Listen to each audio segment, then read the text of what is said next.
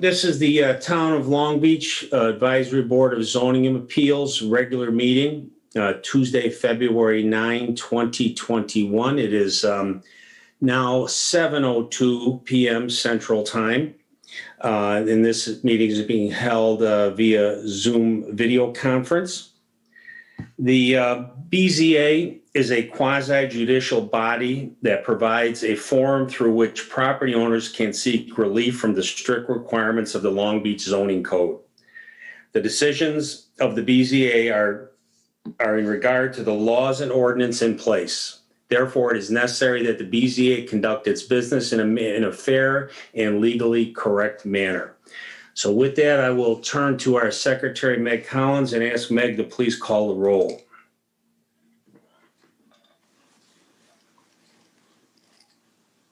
Does she have her unmute here? Meg is on. I saw her name. Okay, she should be able to talk now. Give me 1 second, okay? Yep. Okay. Chairman Michael Gorman, Here. board members, Meg Canier. Can you hear me? Or is she unmuting maybe? Meg Ask her to Canier. unmute. Here. Okay, Barb Morgan, Here. Doug Wickstrom, Here. Rich Jersich is absent. BZA Counsel Chris Willoughby. Here. BZA Secretary Meg Collins, I'm here. Building Commission Representative Bob Lemay. Here. That concludes roll. All right. Thank you, Meg. With that, we have a quorum, so we shall proceed. I'd ask everybody to please rise from your spot there and join us in the Pledge of Allegiance. I'll ask Meg Collins, your voice is coming through real strong. I'm going to ask Meg Collins to please lead us in the pledge. Right before I stop my video. Okay. I pledge of allegiance To the flag of the United States of America and to the republic for which it stands, one nation, under God, indivisible, with liberty and justice for all. Okay, thank you, everyone. With that, we shall move ahead with our agenda. The first item of business is the approval of minutes. You all have, the members all have the December 8, 2020 regular meeting minutes. Do I hear a motion to approve those minutes? Make a motion to approve minutes. I'll second the motion. All right, so we have a motion by Ms. Canier, a second by Barbara Morgan. Any discussion? All in favor? Aye. Aye. Opposed? Hearing none, those minutes are approved. Next item of business is the annual election of chairman and vice chairman. The BZA rules, Article 2, Rule 1 requires that at the first meeting of every calendar year, the BZA elect a chairman and a vice chairman. I have served as chairman during the past year, and Rich Jersich has served as vice chairman. So with that, I'll open the floor to a member who would care to put forward someone's name to serve as chairman. I'd like to nominate Mike Gorman to serve as chairman. Do I hear a second? I'll second that nomination. All right, so we have a motion by Meg Canier, a second by Barbara Morgan. Is there any discussion? All in favor? Aye. Opposed? Hearing none, that motion is approved. I thank you all for your continued support of me in my role as chairman. We'll turn to vice chairman. Rich Jersich isn't here. That doesn't mean he can't be nominated just because he's not here. And I know he would be willing to continue to serve, but I will leave it open to the board. I'll turn it to the floor and ask for a motion to nominate one of our members as vice chair. I'd like to nominate Rich Jersich, please. Do I hear a second? I'll second the motion Okay, to so we nominate have- Rich. We have a motion by Meg Canier, seconded by Barbara Morgan for Rich Jurczyk as vice chair. All in favor? Aye. Opposed? Hearing none, that motion is carried. So thank you all for your support. Okay, we will now move on to our sole item of actual business today, and that is we have one preliminary hearing on the agenda, and that is for William and Amanda Kennefict, 2318 Hazeltine Drive. It's for a developmental standard variance petition requesting a variance from the requirements of section 154-134, the nonconforming residential dwelling alteration permitted concerning volume and footprint. Petitioner is seeking to build a covered front porch. The preliminary hearing is set to open at tonight's meeting. So with that, I will turn to our petitioner to please ask you to please introduce yourself, and I'll give you an opportunity to state anything you care to with respect to the petition that you have filed. So Mr. and Mrs. Kennefict, please. Thank you, Mr. Gorman. We're happy to be here. Thank you for the opportunity for the preliminary hearing. As we said to Dr. LeMay, initially we're thrilled to be buying our first property in Long Beach. Stop 23 actually is where I grew up going to in the summer as a young boy every year. So it's very fun for us to own a place just around the block from where we used to live on the corner. We bought a non-conforming home, a beautiful home, right near the 15th hole. We love the inside of the house and the backyard and the plot and everything around it. We've even met some neighbors already. One thing we want to do, and the reason for the appeal, is to extend a small front porch on our property so that we can, sit and enjoy some more outside space. It's, a big draw for this particular property is the cul-de-sac street and the ability for children to play outside on our front yard and so on. So we think that having a little bit more room to sit, comfortably, at a Arondack chair or something like that would make the front of our house experience even better. The issue is that with the non-conforming lot and all the, frankly, excellent work that has been done on the property year to date, we inherited a grandfathered in house over the 35% ratio. In fact, we're hovering, including the patio and the driveway, around 40%. So we would petition the board to allow us this exemption to construct a front porch and a covering with a roof. I've submitted a drawing and some measurements. I can put that up on my screen if you think that would help. Maybe I can do that real quick. Well, I tell you what, Bill, why gotcha. don't you just continue with your discussion, since we have what you filed with the town clerk. So let's just stick with that for the time being. I would just say the only thing different from the drawing is that the porch is going to be a wood porch and not concrete. The builder that we're using is going to be using wood. Should this get approved, that's our choice of what the porch will look like. And there's another house one street over. What's the house? The yellow house over. We want it to look similar to another house about a block behind us. So yeah, we're just looking to add some, visual appeal, usability in the front, and again, add a place for us to sit if our children are out front playing. Okay, Bill, Amanda, thank you. With that, let me turn to the BZA board at this point. We've all received our letter from our council here regarding your petition. I think we've identified among ourselves and with Chris Willoughby's letter a number of what appear to be deficiencies or questions with respect to this petition. So I will allow any member of the BZA board who wants to comment on this petition to please go ahead.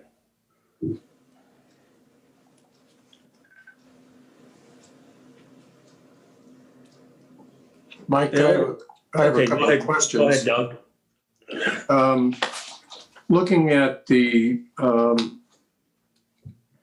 drawings, the photograph and the elevation that was prepared, and then looking at the floor plan, the existing entrance to the home is in a recess, kind of an alcove Yeah, in the, that would be the southeast corner.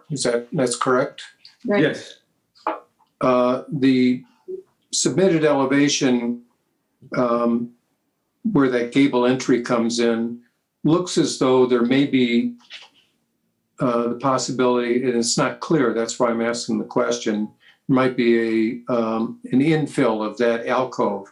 So my question is there the intention to have some addition there, or would what looks like to be a new front door in the same location where it currently is? No, this is a great question. So what we want to do is right now there is it's about 100 square foot porch right there.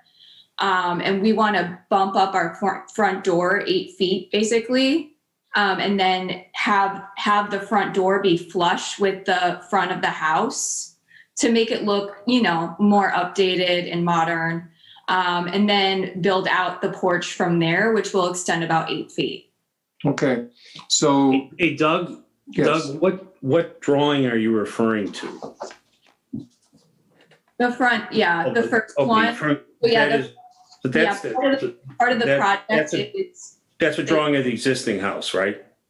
the Well, on the existing bottom. house at the bottom. Is the photo at the bottom. The drawing on top is the rendering of the future project. How was I supposed to know that? Well, no, I'm serious. I'm not making a joke here. I don't know who laughed. You can go right ahead, but I'm sorry, it was me. yeah, I'm looking at these pictures here. I can't, that looks like a photograph on the top. That's a mock. Yeah, it's the drawing. Yeah, the Yeah. bottom photo is the actual house. What it Well, looks okay, that's news to me. I surely did not recognize that. Okay, there is no, Doug, you're not looking at anything else here in the way of a floor plan or anything that No, is detail, right, on this? that's correct. There's no Right, floor so plan. We're missing anything which actually tells us the dimensions and how it fits on the lot and everything other than the proposed new addition is 256 square feet. I just want to make sure there isn't something I missed, and I did miss the picture. Okay, Well, go there is ahead, Doug. a fate survey. I mean, I don't know if that is what you're looking for. Yeah. Well, Barbara, that's a date survey. That's a survey of the existing property, right? Right. And it's labeled. Right. Wait, let Barbara speak. That's a. Yeah, it's the existing property. I but have, from- yeah. From the pictures they sent us, that this porch is going to line up with the existing sidewalls. Am I wrong on that? I do not know that. I cannot tell that. Can you, Barbara, from these? No, documents? that's what I was asking the Kenneficks, if that's the proposal. That the Yeah. porch is gonna line up with the sidewalls. Correct. That's what it looks like in the photograph. But, Yeah, a floor plan or the that showed rendering. that would be helpful. A floor plan of the It existing. shows the addition to the building. Absolutely. And that would be something that needs to be made explicit in the variance request. Well, and your builder should know this. Your builder, your architect. Our whomever. builder's not an architect, he's a builder, so. Well, whatever he is, he should be well aware of what we need to look at. We need to look at a drawing of your addition is it going to be with your house, the size, and so forth. So in your description, Bill, you talked about lot coverage, right? Right. Yeah, you are not requesting a variance for lot coverage in your petition. So if you would maybe, for the sake of good order, take notes so you know what it is we're asking for. We're asking for a floor plan, a drawing which shows us the porch, number one. Number two is you are raising an issue with lot coverage. Section 154.057 is the section of the zoning code which deals with lot coverage. You did not ask for a variance from that. So you may want to consider whether you need a variance. We're not telling you what to do. We're just commenting on your petition. This is your petition. This is not ours. So the burden is on you to request what you're asking the board to do. Number three is your petition requests a variance from 154, 134, which is footprint and volume. You did not give us any information on footprint or volume. What is the volume that's being added and what is the footprint? And that would come more clearly if you provided a scale drawing that we talked about initially. So I see where you're coming from. The proposed volume addition is on the second page on the survey. It's 256 square feet. It's it's a 32-foot long patio and 8 feet out. That's the total volume we're requesting. Yeah, but in your petition here, it doesn't mention the expansion of the volume of the house. It says proposed additional square foot is What you need, what Doug is pointing out to you, what you need to be specific. I mean, this is in essence, a legal proceeding that you're asking for an exception to the zoning code. So in order for us to do that, we need to know exactly what you're asking for. We're not telling you, you have to tell us. Yeah. So if you are asking for a variance from 154, 134, okay, and that's the only variance you asked for, you have to be specific in your petition and spell out that you're asking for a volume variance in the amount of, you're saying the volume variance, I guess, is 256 square feet. Is that right? Correct.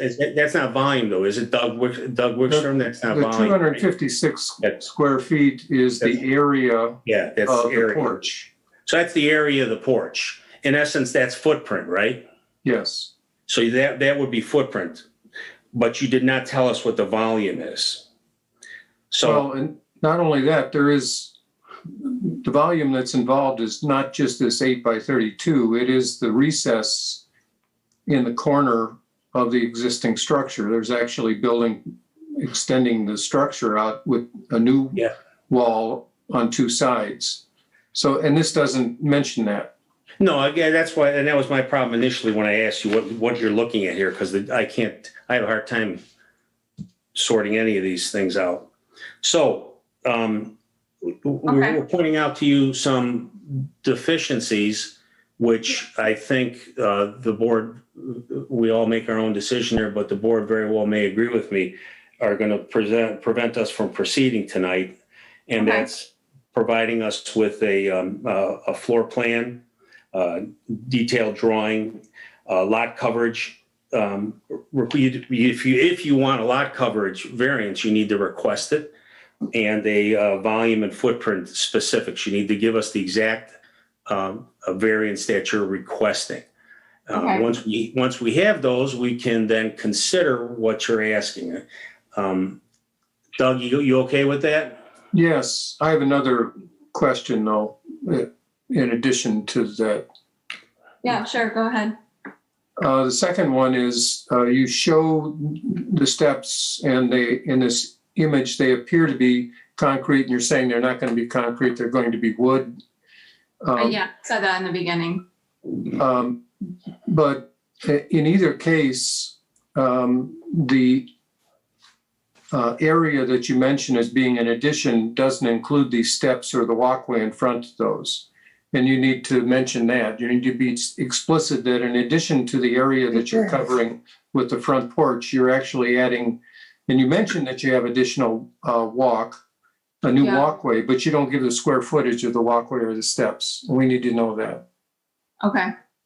As your point that would all include both lot coverage and footprint, right? Yes. Yeah. Okay, thank you for calling that out. That's helpful. Anything else? Yeah, can I just jump into this list that you prepared with the addresses? We also need to know if they're a Chicago resident, what house does theirs represent? Yes, we have that list as well. Okay.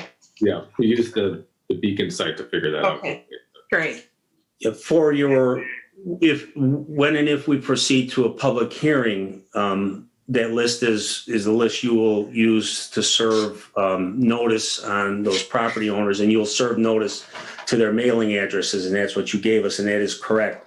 So just add in for us the street addresses so we can make sure we can identify those houses. Yes, we have that.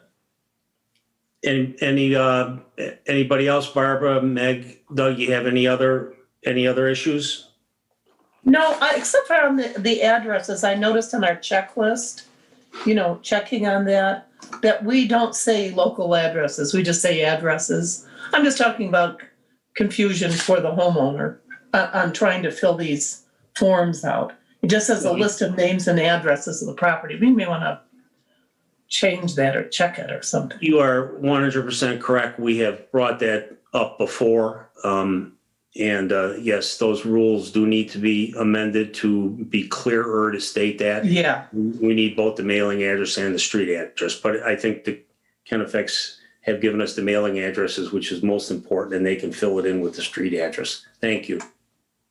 Okay, that was just my question. So it would be my opinion that I would like, if you folks want to continue with this, I would like to see an amended petition filed concerning the appropriate zoning variations that you're asking for. And if it's the two of them, you need to be specific. And as we've talked about, along with drawings and addresses and anything else. So with that, if no one else has anything else to add, I would be willing to entertain a motion. We can either continue this preliminary hearing until the March meeting and allow the petitioner to submit the documents we're requesting, including an amended petition, or we can go ahead and set this for a public hearing right now. So do I hear a motion?